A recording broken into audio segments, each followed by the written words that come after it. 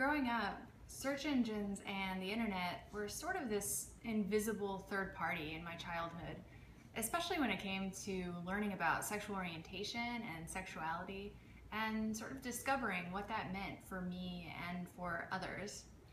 I grew up in a pretty conservative military family, and we lived in conservative military neighborhoods. I didn't have any gay friends. I really didn't know any gay people until I was older. But even if I had at that point, I don't know that I could have had those conversations yet. I was so afraid of what it all might mean and how contrary it was to my upbringing and my surroundings that I don't know that I could have asked those questions of an actual person. I was really lucky because I had access to other resources. I had this kind of imaginary best friend that I could ask any question that I had, and I didn't need to be afraid of their reaction.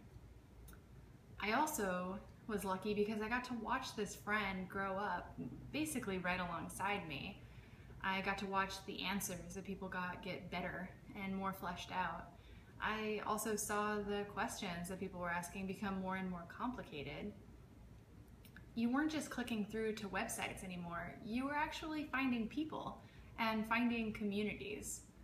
You know, there was this whole digital revolution happening, and the LGBT community really levied that reach so that they could find and help some of their more isolated members. People that didn't have support systems, people that didn't have in-person communities that they could turn to, young people that didn't have somebody that they could ask some of their most basic questions of, let alone someone that was there to reassure them and tell them that they were going to be okay. There's something that happens when you don't have role models like you that you can look to. When there isn't somebody like you that you can see being healthy and happy and living their lives successfully. You know, you miss out on so much more than just that relationship. As a young person, you actually miss out on the belief and the confidence that all of that is possible for you too. There is still isolation. There is still discrimination. There are kids who are afraid of what it means to be LGBT and don't know who to turn to talk about that. There are adults who are legally restricted from living their lives in a way that feels authentic for them. So we have to look at this digital explosion that took place in the LGBT community as a natural phenomenon. You know, it was haphazard, it was experimental, it was put together by so many little pieces of different communities.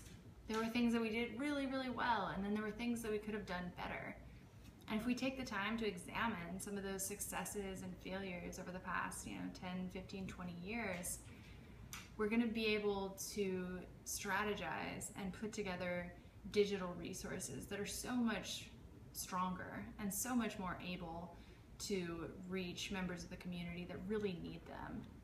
There is still a lot of work to do, and if we take this time, then the hope is that we can create a situation where hopefully nobody ever feels like they don't have anyone to turn to ever again. Thank you.